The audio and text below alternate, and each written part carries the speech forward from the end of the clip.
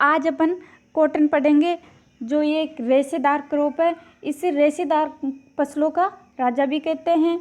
और अपन पढ़ेंगे कि कॉटन को किस किस नाम से जाना जाता है, और मतलब कॉटन के कौन से भाग से सूत प्राप्त होता है, और कॉटन के वानस्पतिक वृद्धि के लिए फेवरेबल टेम्परेचर कितना चाहिए। और जो क्वेश्चन मतलब एग्जाम में बार बार पूछते हैं वो क्वेश्चन भी अपन इस वीडियो में पढ़ेंगे। तो चलो स्टार्ट करते हैं। कॉटन का बॉटनिकल नेम है गॉसिपियम स्पीसीज, और कॉटन की फैमिली मतलब कुल है मालवेसी। और जो मतलब कपास उत्पादन में भारत का 3rd स्थान है। तो क्वेश्चन आ सकता है कि कपास उत्पादन में इंडिया का कौन सा स्थान है, 3rd स्थान है। नेक्स्ट है, जो कॉटन होता है उसका ओरिजिन क्या है, उत्पत्ति स्थान क्या है, तो वह है इंडिया, भारत। नेक्स्ट है central institute for cotton research, जिसे CICR के नाम से भी जाना जाता है। ये नागपुर महाराष्ट्र में स्थित है। क्या, central institute for cotton research कहाँ पे है, नागपुर महाराष्ट्र में। तो क्वेश्चन ऐसे भी आ सकता है कि CICR कहाँ पे स्थित है, तो ये नागपुर महाराष्ट्र में।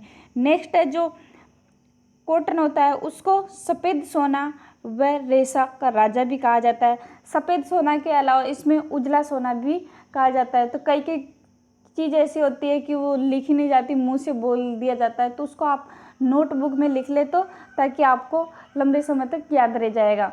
तो आप नोटबुक लेकर नहीं बैठे तो नोटबुक लेके बैठे, और हमारे चैनल को सब्सक्राइब नहीं किए तो सब्सक्राइब कर लीजिएगा। नेक्स्ट क्वेश्चन है, जो कपास की एक गांठ का वजन होता है वो कितना होता है। ऐसे क्वेश्चन पूछते हैं कि कपास की एक गांठ का वजन कितना होता है, तो वो होता है 170 kg।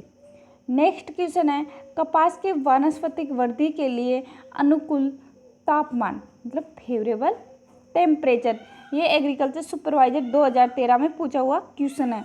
तो कपास की वानस्पतिक वृद्धि के लिए अनुकूल टेम्परेचर होता है 27 से 35 डिग्री सेंटीग्रेड। 27 से 35 डिग्री सेल्सियस किसका, कपास की जो वानस्पतिक वृद्धि मतलब ग्रोथ के लिए फेवरेबल टेम्परेचर होता है 27 से 35 डिग्री सेल्सियस। नेक्स्ट क्वेश्चन है, जो कपास के लंबे रेशे होते हैं उसको क्या कहते हैं। तो क्वेश्चन आ सकता है कि कपास के लंबे रेशे को क्या कहते हैं। तो कपास के लंबे रेशे को लिंट कहते हैं, और कपास के छोटे रेशे को फज कहते हैं। नेक्स्ट क्वेश्चन है, कपास के पौधे का वह भाग जिससे सूत प्राप्त होता है। तो कपास के पौधे का कौन सा भाग है जिससे सूत प्राप्त होता है, ये RS की प्री में पूछा हुआ क्वेश्चन है। फ्रूट से प्राप्त होता है कपास का सूत, किससे प्राप्त होता है, फ्रूट से। नेक्स्ट क्वेश्चन है गिनिंग, जिसे हिंदी में कहते हैं ओटाई, ये कितनी % पर होता है, ये 33% पर होता है। ओटाई जैसे कि वो होता है ना, बिनोला होता है, बिनोला एक गोल गोल सा होता है, उसमें अगर उसकी रुई और उसके बीज को अलग करने की क्रिया को क्या कहते हैं, गिनिंग कहते हैं, जो कितने % पर होता है, 33% पर।